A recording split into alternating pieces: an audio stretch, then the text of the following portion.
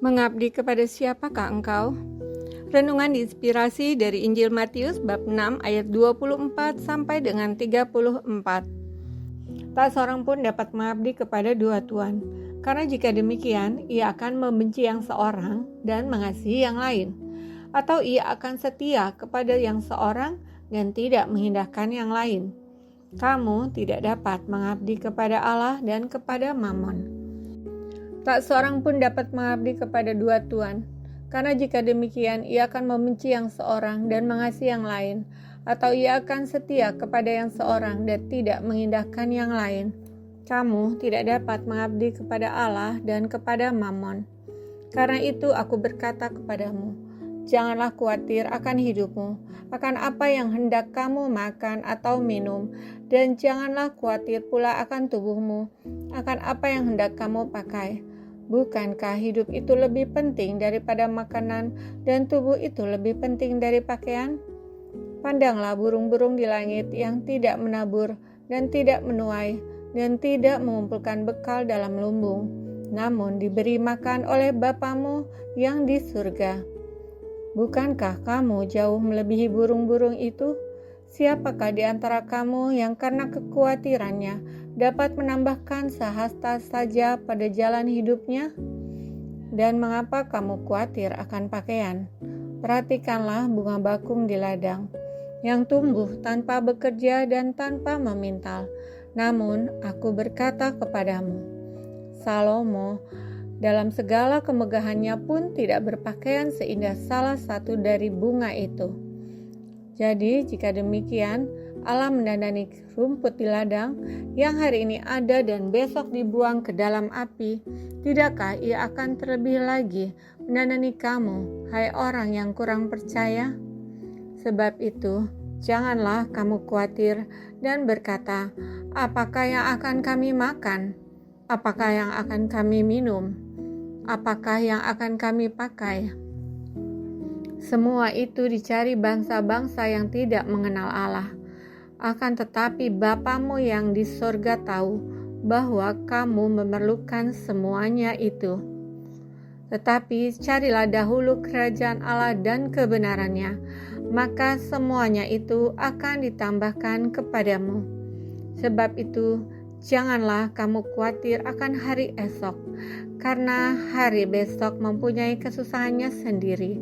Kesusahan sehari cukuplah untuk sehari. Demikianlah sabda Tuhan. Terpujilah Kristus. Memiliki dunia sekaligus memeluk surga, tidak seorang pun yang bisa mendapatkannya. Karena keinginan dunia dan Allah jauh bertolak belakang. Seperti kata Yesus, ia setia kepada seorang dan tidak mengindahkan yang lain. Jika kita mencintai dunia, berarti kita tidak mengindahkan Tuhan. Tuhan menjadi tidak penting. Kebanyakan manusia berpikir hidup bahagia adalah memiliki uang sebanyak-banyaknya, sehingga bisa membeli apapun, juga mendapatkan kesenangan, kenikmatan, dan kepuasan hidup. Padahal semakin manusia mencintai kekayaan, semakin terseret hidupnya dalam ketidakbahagiaan, kehampaan, dan juga hidup menjadi seperti robot. Karena itu manusia harus mempunyai kebijaksanaan dalam menentukan sikap hidup, mau mengabdi kepada kekayaan atau Tuhan. Kita pasti mengenal Steve Jobs, seorang yang sangat sukses di bidang teknologi dan inovasi. Ia sebagai pendiri perusahaan Apple. Kekayaannya pasti tidak terpisahkan dari hidupnya. Ia pernah menjadi orang terkaya di dunia. Pada tahun 2003, ia menderita kanker pankreas.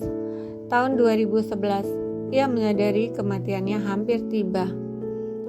Ia mengatakan, mengejar kekayaan tanpa batas bagaikan monster yang mengerikan dan sia-sia. Kekayaan yang banyak pun tidak bisa menyembuhkan sakitnya dan tidak bisa ia bawa mati. Tetapi kasih memberikan kekuatan dan terang baginya.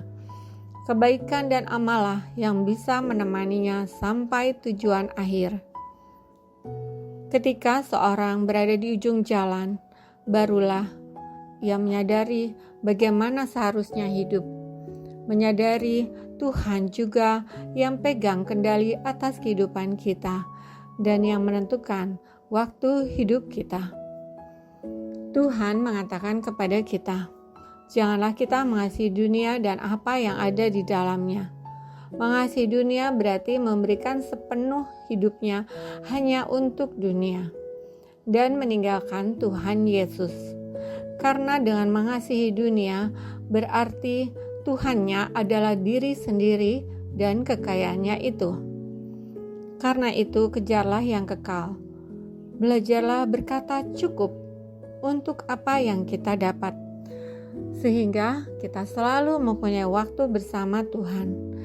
Janganlah kita mengikuti nafsu dunia dan bersahabat dengan dunia, tetapi bersahabatlah dengan Tuhan yang memiliki segalanya.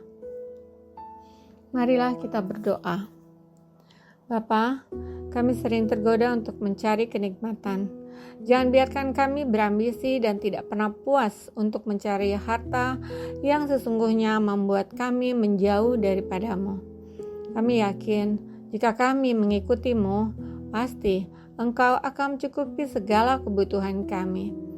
Bapa, tolonglah kami untuk terus setia, melekat kepadamu, dan melakukan kehendak-Mu, karena sesungguhnya di dalam Engkau ada ketenangan dan damai sukacita. Amin.